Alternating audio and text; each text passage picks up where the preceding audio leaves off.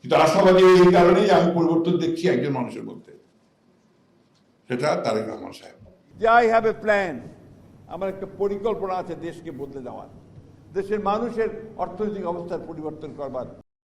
রাষ্ট্রপতির পদে বিএনপির মহাসচিব মির্জা ফখরুল ইসলাম আলমগীরকে মনোনয়ন দেওয়ার সিদ্ধান্ত নিয়েছেন দলটির চেয়ারম্যান ও প্রধানমন্ত্রী তারেক রহমান। রোববার বিএনপির এক জ্যেষ্ঠ নেতা এ তথ্য জানিয়েছেন। দলীয় সূত্রে জানা গেছে, মির্জা ফখরুলের নাম প্রায় চূড়ান্ত। এর আগে রাষ্ট্রপতি নির্বাচনের জন্য নির্বাচন কমিশন থেকে 2টি মনোনয়নপত্র সংগ্রহ করেন বিএনপির সিনিয়র যুগ্ম মহাসচিব রুহুল কবির রিজভী এবং সংসদের সরকার দলীয় চিফ হুইপ নুরুল ইসলাম মনি। বিএনপির জাতীয় স্থায়ী কমিটি রাষ্ট্রপতি পদে দলীয় প্রার্থী বাছাইয়ের দায়িত্ব তারেক রহমানের ওপর দিয়েছে।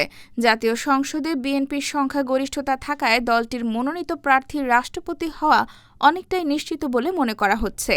নির্বাচন কমিশন আগামী 20 আগস্ট রাষ্ট্রপতি নির্বাচনের তারিখ নির্ধারণ করেছে।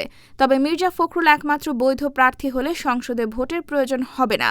তাকে বিনা প্রতিদ্বন্দ্বিতায় নির্বাচিত ঘোষণা করা হতে পারে। গত 24 জুলাই মোহাম্মদ শাহাবুদ্দিন পদত্যাগের পর রাষ্ট্রপতির পদ শূন্য হয়। বর্তমানে স্পিকার হাফিজ উদ্দিন আহমদ ভারপ্রাপ্ত রাষ্ট্রপতির দায়িত্ব পালন করছেন।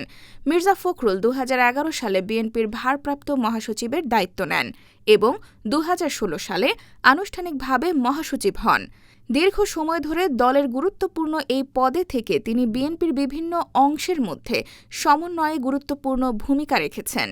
তিনি রাষ্ট্রপতি হলে বিএনপির মহাসচিব পদটি শূন্য হবে, ফলে দলটিকে নতুন করে মহাসচিব নির্বাচন করতে হবে। সম্ভাব্য উত্তরসূরি হিসেবে সিনিয়র যুগ্ম মহাসচিব রুহুল কবির রিজভীর নামও আলোচনায় রয়েছে।